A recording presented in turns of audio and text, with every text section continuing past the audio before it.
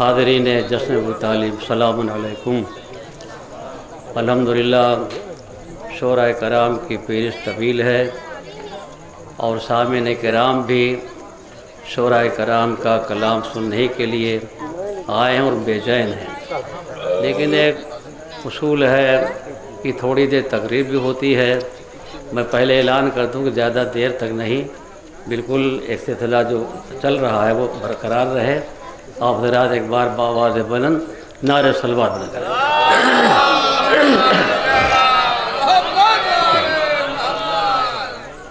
لا حول ولا قوة الا باللہ العلی العظیم۔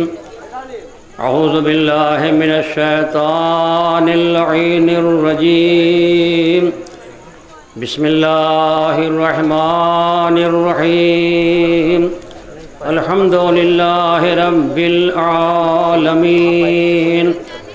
والعاقبۃ للمتقین والجنۃ للموحدین والنار للعاصین وللکافرین، والصلاة والسلام علی سید الانبیاء واشرف المرسلین وخاتم النبیین الذی کان نبیا وآدم بین الماء والطین المخاطب بطہ ویاسین سیدنا ونبینا وحبیب قلوبنا وطبیب نفوسنا وشفیع ذنوبنا ابی القاسم محمد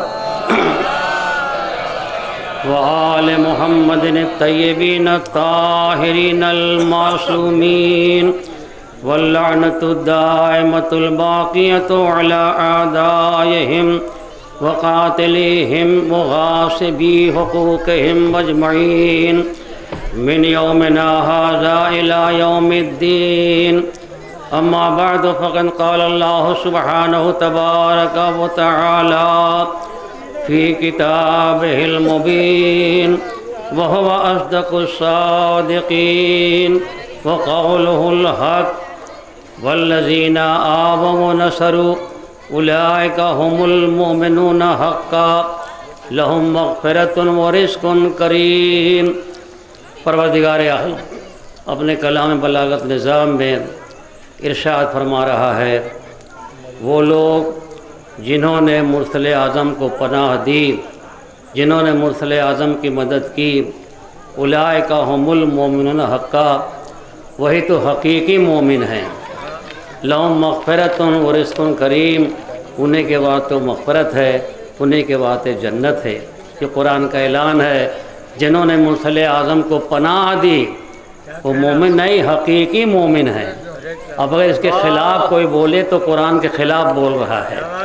کس نے پناہ دی تو قرآن نے آواز دی، الم یجد کا یتیمن فآوا، اے ہمارے حبیب کیا آپ کو یتیم پا کر دامن ابو طالب پناہ نہیں دی؟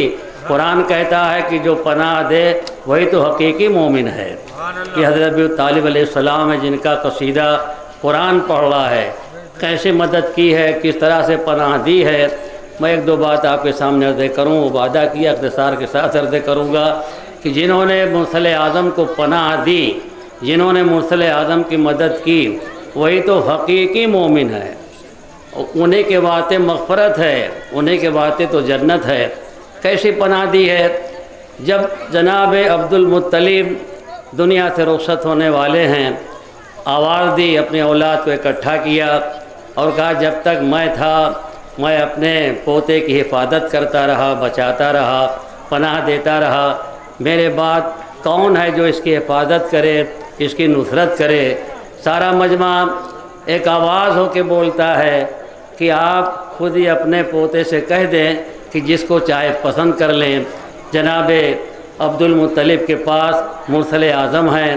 بس ایک مرتبہ مرسل اعظم نے دیکھنا شروع کیا، بلکہ نگاہ رسالت اٹھی، ایک کا جائزہ لیا، عبد المطلب کے گود سے اٹھے، جا کے ابو طالب کے گود میں بیٹھ گئے۔ صلوات محمد علیہ وسلم۔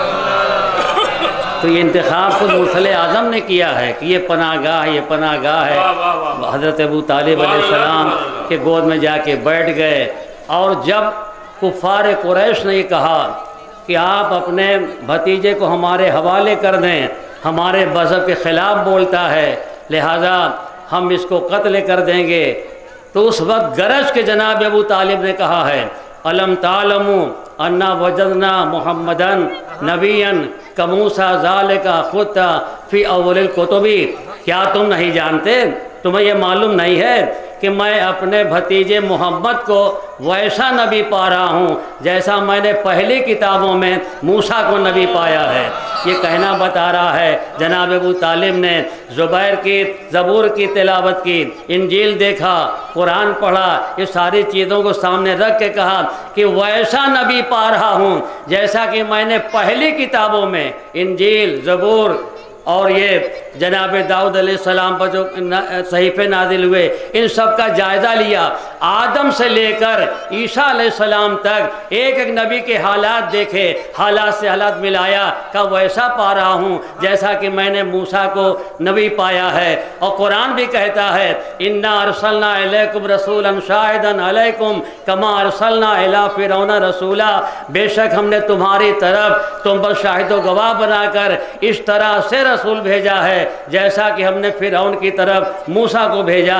جو ابو طالب کہہ رہے ہیں وہی قرآن کہہ رہا ہے، پہلے ابو طالب نے کہا ہے بعد میں قرآن کہا ہے۔ اس کا مطلب یہ ہوا کہ ابو طالب لوح محفوظ کا مطالعہ کر رہے تھے، یا تو یہ مانا پڑے گا کہ اللہ کو تسبیح اتنا پسند آئی تسبیح کہ جو ابو طالب نے کہا اللہ نے قرآن کی آیت بنا دیا۔ صلوات محمد والے پر الحمدللہ شعراء کرام کا مجمع ہے، تو میں ابو طالب کے ایک شعر کی عرب وضاحت کر دوں۔ جب مکے میں قحط پڑ گیا، بارش نہیں ہو رہی تھی، لوگوں نے دعا کرنا شروع کیا، اپنے اپنے معبودوں سے فریاد کیا، بارش نہیں ہوئی، آخر میں تھک کے مجمع حضرت ابو طالب علیہ السلام کی خدمت میں آیا، اے ابو طالب آپ بھی اپنے خدا سے کہیے۔ یہ کہنا بتا رہا ہے ان کا خدا کوئی اور ہے، ان کا خدا کوئی اور ہے۔ ابو طالب خاموش بیٹھے ہوئے ہیں، ابھی دعا نہیں کر رہے ہیں۔ جب لوگوں نے کہنا شروع کیا ابو طالب اٹھے، کیسے چلے؟ مرسل اعظم کو اپنے گود میں لیا، سینے سے لگائے ہوئے کعبے کے پاس آئے، ان کا واسطہ دے کے سوال کیا، پروردگار میں اپنے بھتیجے محمد کا واسطہ دے کے سوال کرتا ہوں کہ باران رحمت کا نزول کر دے۔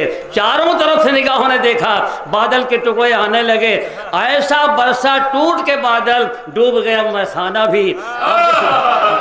اب جب بارش ہو گئی تو جناب ابو طالب اتنا مسرور ہوئے، دل میں اتنی خوشی پیدا ہوئی، وہاں سے چلے تو شعر پر شعر کہتے چلے۔ آج ہم آپ بھی کہتے ہیں ارتجالن شعر کہا ہے، حقیقت میں ابو طالب نے ارتجالن اشعار کہے ہیں، ایک دو نہیں 80 اشعار کہہ ڈالے۔ اسی کا ایک شعر سناتا ہوں، وہ اب یزو یستسقى الغمام بوجہی شمال الیتاما وہ عصمت الراملی، یہ میرا مہرو، یہ میرا بھتیجا کہ اس کے چہرے کے طفیل تصدق میں بادلوں سے پانی مانگا جاتا ہے، یہ میرا بھتیجا کیسا ہے؟ شمال الیتاما، یتیموں کی پناہ گاہ ہے۔ ابو طالب کہتے ہیں یتیموں کی پناہ گاہ ہے، اور خدا کہتا ہے مرسل اعظم کی پناہ گاہ ہے۔ مطلب کیا ہوا؟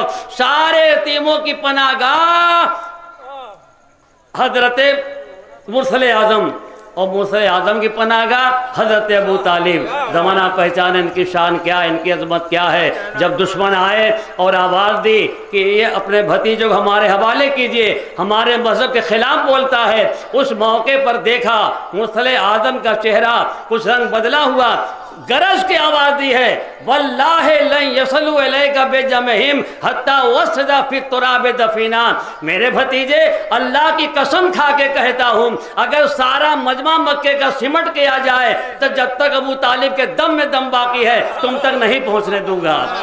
ایسی پناہ دی ہے، ایسے پناہ دینے والے کے باتیں قرآن کہتا ہے والذین آووا ونصروا اولئک هم المؤمنون حقا، جنہوں نے مرسل اعظم کی مدد کی ہے، جنہوں نے مرسل اعظم کو پناہ دی ہے، وہی تو حقیقی مومن ہیں، انہیں کے باتیں مغفرت ہے، انہیں کے باتیں جنت ہے۔ وآخر دعوانا ان الحمدللہ رب العالمین۔ السلام علیکم۔